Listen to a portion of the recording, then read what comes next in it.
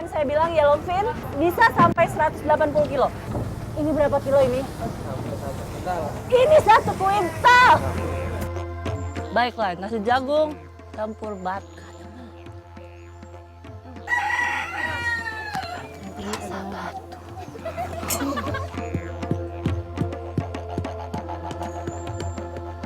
Oh, dia pukul jalan, batu juga jalan.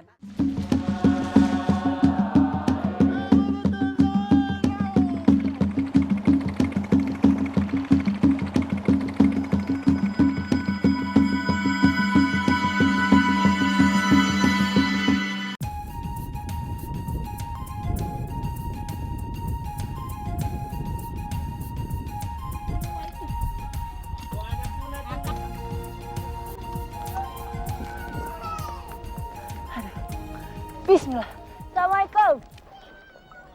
Ini saya bawa ikannya, Bu. Itu lagi buat bumbunya ya. Dengan itu. Betul, boleh. Kita mau bikin abon ikan tuna. Seperti apa?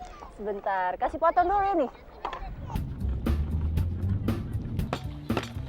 Tak kalah dengan negara lain, beberapa menu asal Indonesia telah mendunia dan masuk kamus kuliner dalam beberapa tujuan perjalanan wisata para traveler, tidak terkecuali saya yang asli Indonesia. Keunikan bumbu, cara mengolah dan rasa adalah daya tarik utamanya. Dengan ini, Lihat nih. dengan kepalanya. Kelihatan nggak layer per layer ya? Baunya tuh nggak terlalu amis loh sebenarnya. Ini masih seger banget loh. Tuh. Kelihatan jelas tuh lapis-lapisnya. Nah ini kalau misalnya di restoran sushi, yang daging hitamnya ini tidak dipakai hanya yang ini saja, yang merah. Tidak seperti daging ikan lain, daging ikan tuna berwarna merah muda sampai merah tua. Hal ini karena otot tuna banyak mengandung myoglobin daripada daging ikan lain. Tak hanya kaya kandungan omega 3 yang bagus untuk kesehatan jantung. Menurut sebuah studi, daging ikan tuna berperan mencegah kanker pankreas dan jenis kanker yang menyerang mulut, faring, esofagus, perut, dan usus.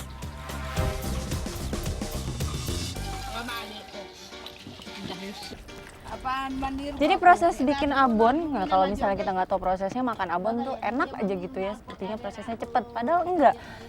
Nih, jadi setelah tadi direbus, dicampur dengan bumbu-bumbu, dikasih hancur, harus dikasih halus lagi. Baru nanti bisa digoreng ya, Maija ya. Kalau gini-gini, kasar-kasar begini dia nggak bisa. Nggak bisa, Tidak enak. Daging ikan tuna jarang sekali dimasak hingga matang dalam olahan masakan seorang chef profesional. Hal ini untuk menghindari kehilangan tekstur juicy dan nutrisi yang ada pada daging tuna.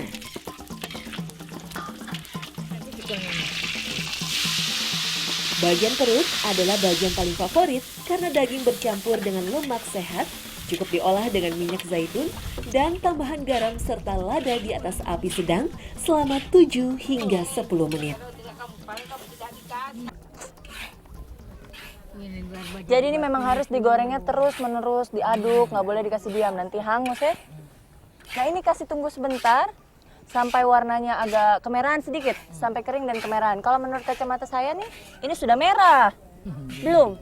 Ini pasti efek kacamata, coba buka dulu. Buka atau kudu? Sudah matang kah? Belum apa? Oh, belum. Nah, masih juga ya. Baik, Masih basah. pakai lagi. Ini karena masaknya di luar, panasnya ya Allah, subhanallah. Nih tapi kayaknya enak, kenapa ini wanginya udah kecium sampai sini. Sebentar lagi nih.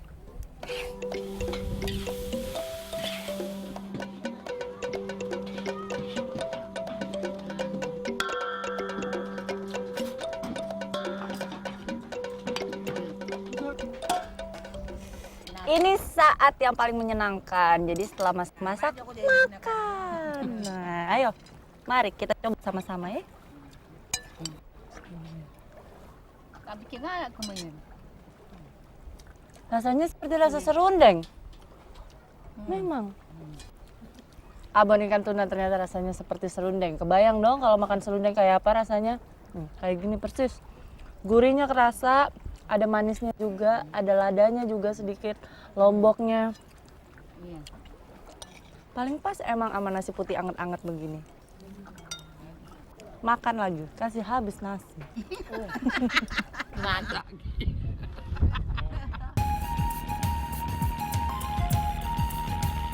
Di Asia Tenggara, Indonesia diperhitungkan sebagai produsen utama ikan tuna dunia.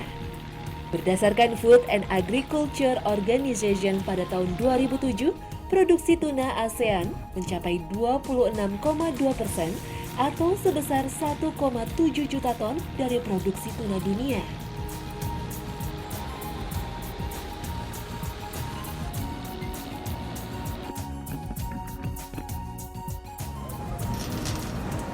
Ini gede banget! Dan bongkar muat di Tanjung Benoa, di Pelabuhan Benoa ini emang riwet. Nah ini bongkar muatnya ini sendiri tergantung sama hari libur di Jepang. Nah jadi ini memang dipasarkan untuk pasar Jepang atau pasar di Eropa. Nah lihat, size-nya gede-gede banget. Bayangin ini area pancingnya sampai ke utara Sulawesi. Ini kapten kapalnya, Pak Abian namanya. Pak, ini sudah 3,5 bulan ya mancingnya ya? Benar.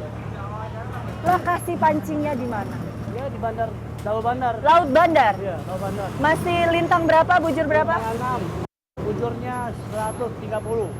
Oke, berarti tapi masih wilayah Indonesia ya? Jadi masih Ini mancingnya masih di wilayah Indonesia, hasilnya begini.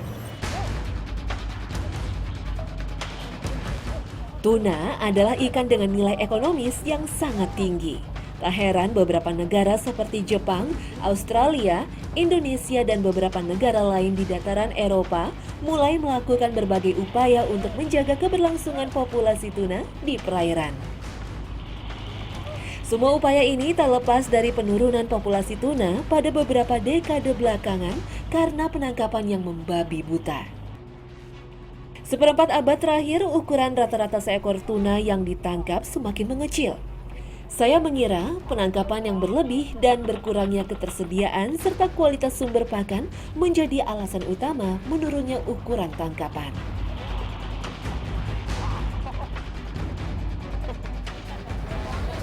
Nah kalau misalnya kemarin saya mancing di Maumere dapat yang 50 kilo, ini di depan mata saya bukan cuma sekedar omongan. Kemarin saya bilang yellowfin bisa sampai 180 kilo.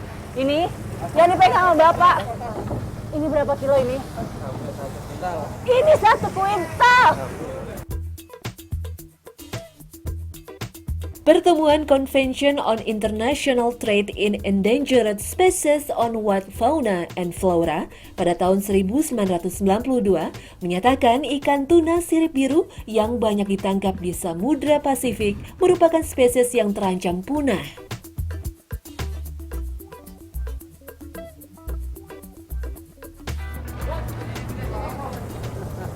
Ini saya kuat kalau yang ini. Jadi tangkapannya juga macam-macam.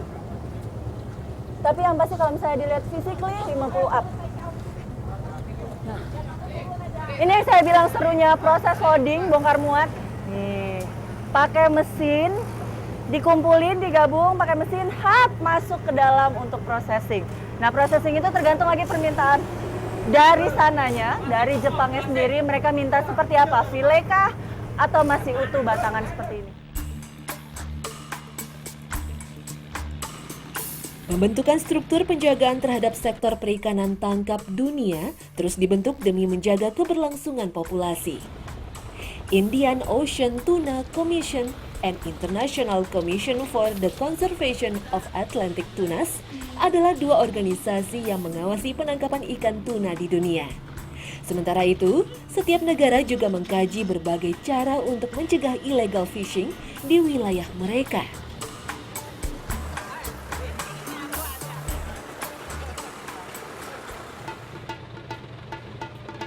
Bagi saya, menyaksikan puluhan ekor tuna di depan mata antara takjub dengan sedikit khawatir. Mengingat sebuah tulisan oleh Worm dan kawan-kawan dalam majalah Times di tahun 2006 yang menyebutkan bahwa persediaan ikan dunia akan musnah pada tahun 2048 bila perburuan ikan terutama ikan tuna terus menggila seperti saat ini tanpa adanya upaya pembatasan. Terbukti dengan produksi tangkapan tuna dunia yang terus menurun dari tahun ke tahun.